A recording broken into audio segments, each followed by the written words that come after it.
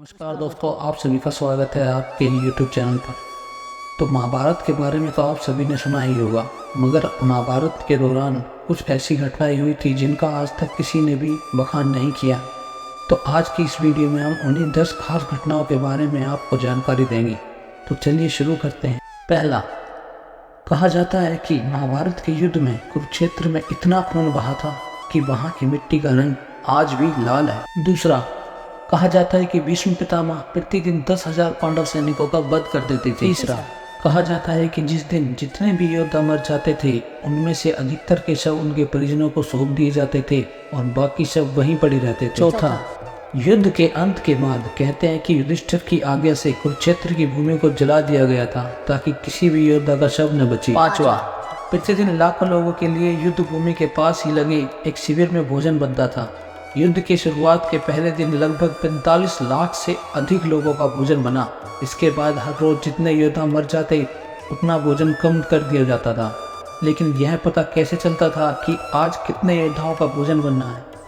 इसके लिए भोजन व्यवस्था देखने वाले उडुपी के राजा हर दिन शाम को जब श्री कृष्ण को भोजन कराते थे, तब श्री कृष्ण के भोजन करते वक्त उन्हें पता चल जाता था कि कल कितने लोग मरने वाले हैं और कितने बचेंगे। कहते हैं कि इसके लिए श्री कृष्ण प्रतिदिन उबली हुई मूंगफली या चावल खाते थे। उसी से राजा को पता चलता था कि कल कितने लोग मरेंगे, तो मुझे शाम को कितने लोगों का भोजन बनाना है। इस तरह श्री कृष्ण के कारण हर दिन सैनिकों को पूरा भोजन मिल जाता था और अन्न का एक भी दाना व्यर्थ नहीं जाता। छठा, कहते हैं कि महाभारत युद्ध के प्रारंभ होने के प्रथम दिन श्री कृष्ण ने दोनों सेनाओं के बीच खड़े होकर अर्जुन को गीता का ज्ञान दिया था। तब तक के लिए उन्होंने समय को रोक दिया था और सभी सैनिक स्तंभ जैसे हो गए थे। सातवां, गीता ज्ञान को अर्जुन के अलावा हस्तिनापुर में बैठे संजय ने और अर्जुन के रथ पर विराजमान हनुमान जी ने सुना था। परंतु यह भी कहा जाता है कि वहाँ के आकाश में उड़ रहे पक्षियों में से कुछ पक्षियों ने भी यह ज्ञान सुना था। आठवां, दुर्वासा मुनि के श्राप के प्रभाव से पुप्पू ने गरुड़वंशीय गंधर नामक पक्षी की पत्नी मदनिका के गर्भ से केक पक्षिणी के रूप में जन्म लिया। उसका नाम ताक्षी था। बाद में उसका विवाह मंदपाल के पुत्र द्रोण से किया गया। 16 वर्ष की आयु में उसने गर्भ धारण किया। इसी अवस्था में उसके मन में महाभारत का युद्ध देखने की इच्छा जागृत हुई। वह आकाश में उड़ रही थी। उसी समय अर्जुन ने अपने किसी शत्रु के ऊपर बाण का संधान किया। दुर्भाग्यवश यह बाण ताक्षी के पंखों को छेदता हुआ निकल गया और वह अपने गर्भस्थ अंडों को गिराकर स्वयं ही मृत्यु को प्राप्त होकर पुनः अपने अप्सरा स्वरूप में आकर देवलोक चली गई। लेकिन उसके अंडे गर्भछेद के कारण पृथ्वी पर गिर पड़ी।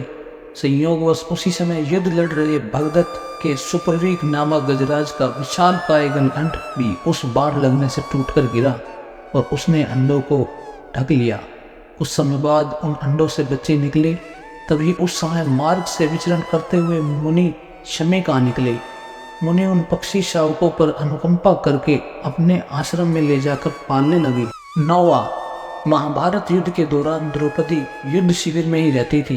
एक बार कुंती और गंधारी भी वहां पर आई थी। 10वां, महाभारत के अंतिम दिन के बाद जब दुर्योधन का वध किया जा रहा था तो बलराम जी ने आकर दुर्योधन का पक्ष लिया था और तब फिर भीम और दुर्योधन में गदा युद्ध हुआ और अंत में भीम ने दुर्योधन का वध कर दिया था। तो दोस्तों, ये थी वो 10 ऐसी घटनाएं जिनके बारे में शायद ही आपको पता हो। ये बात आप हमें कमेंट में लिखकर ज़रूर बताएं और ऐसी और भी वीडियो देखने के लिए इस चैनल को सब्सक्राइब करें।